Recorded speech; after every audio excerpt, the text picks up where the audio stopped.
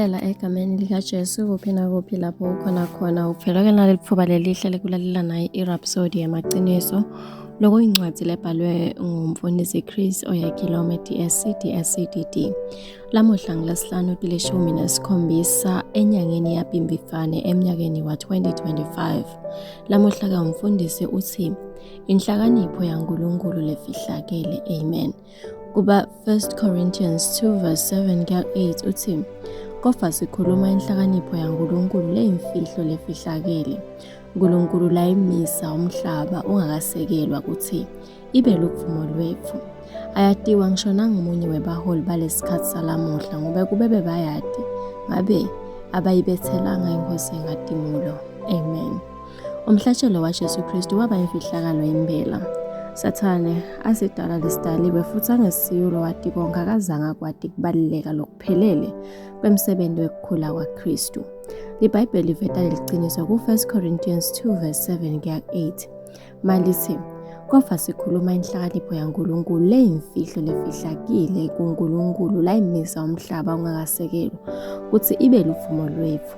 Ayatiwa ngisho nangomunye webaholi balesikhathi salomuhla ngobe kube bebayadi ngabe abayibethelanga inkosi engadimulo. Amen.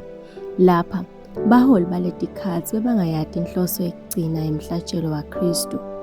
Kube bebaconza kujula kanye nemandla lemfihlakalo ngabe abambathelanga Jesu. kuJohana 12:31 Jesu ubita Sathane njengembusi walomhlaba.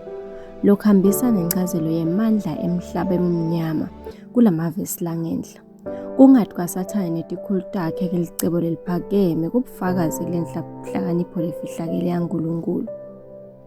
Bebangadi ukuthi kubethelwa kwaJesu kwakutaholela ekusenzisweni kwebantfu. 1 Corinthians 2:9-11 uchaza kabani. Kofa njengoba kubhaliwe ukuthi lokho liso lelingazange selikubone nendlebe lengazange seyikuve lokungazange kuphume enhlitweni yemuntu uNkulunkulu wakulungiselela labamthandayo. uNkulunkulu kwembulile kithi ngamoya wakhe ngoba moya longcwele uhlolisisa konke ngisho nalokujulile kwaNkulunkulu. Empeleni kude umuntu lo wati kwalomunye umuntu ngaphandle kwemoya wakhe lokunye kuyafanana ke nekwaNkulunkulu akwatiwa ngumuntu ngaphandle kwamoya waNkulunkulu. Amen. Akabonge uNkulunkulu ukuthi siyadi futhi siyayiconza inhlakanipho kanye nemfihlakalo yaNkulunkulu. Akafihlwa kithi. Kristu iBhayibheli lithi wendiwe waba kuhlakanipha kwethu 1 Corinthians 1:30 futhi sinemcomvo waKristu 1 Corinthians 2:16. Amen. Kuchubeka nesifundo ungafunza 1 Corinthians 2:9-11 base Corinthians 1:13 nekubase Corinthians 2:12-16. Amen. Kulesikhathi nalo sidathana ngomthandazo kanye udawusha emva kwami uthi babelo thandzekako. Ngiyakubonga ngenhlakanipho lefihlakele ehlelweni lwakho laphakathi futhi leyembuliwe kithi ngamoya longcwele. Ngiyabonga ukuthi Sathane ude emandla etiwe imicabango yami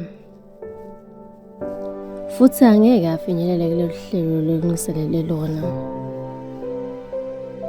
Ngiyakubonga ngekuncoba lenginike kona kuJesu Kristu. Ngihamba ngekutethemba ngalo lwati ukuthi ngivikelekile kuwe egameni likaJesu. Amen. Ngiyathemba ukuthi uyijabulele iRhapsody yalamuhla.